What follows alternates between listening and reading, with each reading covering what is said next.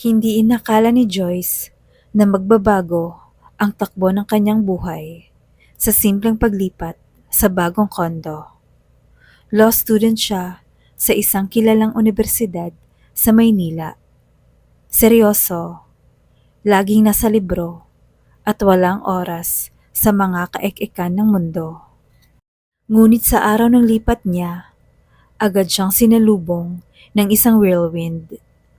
Isang babaeng may malaking ngiti, kulay lavender na buhok, at kamera sa leeg. "Hi roommate," bati ni Sam, sabay yakap na halos ikabasag ng salamin ni Joyce sa mata. "Ah, hi," nahihiyang tugon ni Joyce. Napansin niyang puno ng Polaroid photos ang pader ng sala. Mga candid shots ni Sam sa iba't ibang lugar.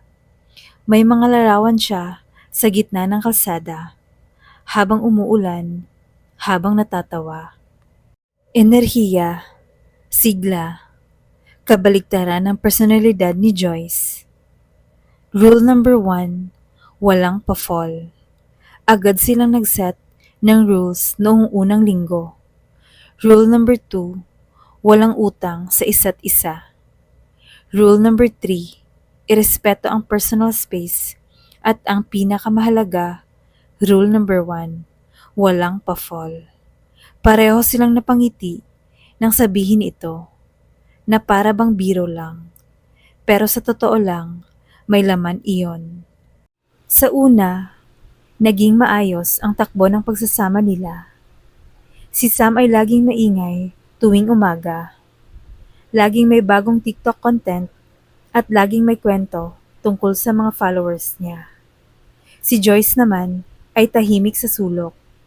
May earmuffs habang nagbabasa ng kaso at madalas umiwas sa ingay. Pero kahit ganoon, unti-unti silang lumapit sa isa't isa. Nagsimula sa simpleng tanong ni Sam, "Bakit ka ba laging seryoso?" Tapos sagot ni Joyce, "Kasi ang bar exam hindi nilalaro."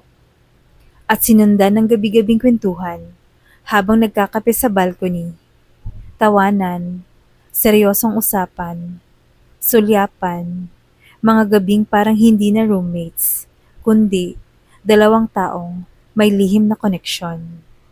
Isang gabi, umuulan ng malakas, brown out. Wala silang magawa kundi magsindi ng kandila at humilata sa sofa. "Ayoko sa madilim," bulong ni Sam. "Bakit?" tanong ni Joyce habang nakapikit, nakaunan sa braso. Kapag madilim, maraming naiisip, lalo na yung mga ayaw mo sanang maramdaman. Tumahimik sila.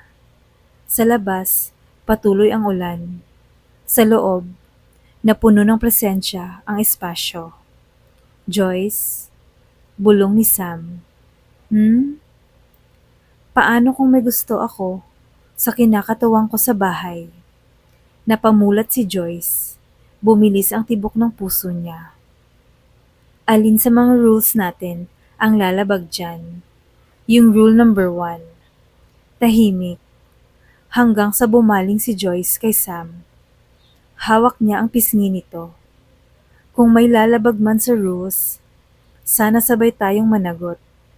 At doon, sa gitna ng kandila at katahimikan, dahan-dahang naglapat ang labi nila.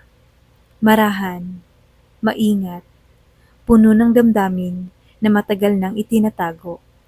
Kinabukasan, awkward ang umaga. Walang nagsalita. Si Sam ay nagkulong sa kwarto. Si Joyce ay tahimik lang sa kusina, hindi makatingin sa pinto ng roommate niya. Nagpatuloy ang ilang araw na tila nagiging malamig ang pagitan nila. Hanggang sa hindi na kinaya ni Joyce. Pumunta siya sa pinto ni Sam, kumatok. "Sam, kausapin mo ko." Walang sagot. "Sam, please." Binuksan ni Sam ang pinto. Naka-hoodie, gulo ang buhok. Halatang umiwas sa luha. Sorry. Bungad nito. Bakit ka nagsasorry? Akala ko, akala ko gusto mo rin ako. Pero baka nadala lang tayo ng ulan. Nang sandali, lumapit si Joyce. Hawak ang kamay ni Sam. Hindi ako nadala, Sam. Natagpuan ko yung lakas para aminin ang matagal ko nang nararamdaman. Nagulat si Sam. Matagal na kitang gusto, pero pinili kong sundin ang rule na tayo rin ang gumawa. Mali pala yung rule na yon. Bulong ni Sam. Ngumiti si Joyce. Oo, pero tama ang nararamdaman ko sa'yo. Muling naglapit ang kanilang mga labi. Mas totoo, mas matapang, mas buo. Ilang linggo ang lumipas. Official na silang magkasintahan. Pero dahil pareho ring nakatira sa iisang kondo, may mga adjustment. Mas maraming tawanan, mas maraming selos sa mga DM ng fans ni Sam, at mas maraming kilig sa bawat araw na magkasama. May isang gabi, habang nakahiga sila sa kama ni Joyce, sabay silang nakatingin sa kisame. Anong iniisip mo? Tanong ni Sam. Na ang dami nating nilabag, tulad ng rules, boundaries, takot. Ngumiti si Sam. Worth it naman, 'di ba? Super. Nagyakapan sila sa ilalim ng malamlam na ilaw ng lampshade. Tahimik ang paligid, pero ang puso nila ay sumisigaw sa saya.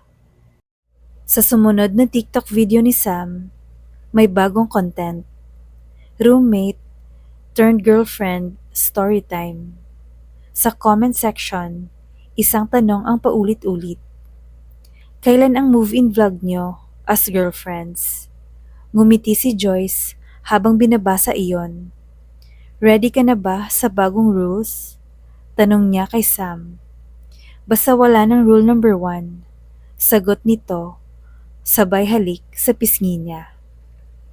At sa kanilang kondo, kung saan nagsimula ang lahat ng mga patakaran, natutunan nilang ang tunay na pagmamahal ay hindi sinusukat sa mga alituntunin, kundi sa tapang na piliin ang isa't isa araw-araw. Thank you for watching. Please don't forget to like and subscribe. Bye!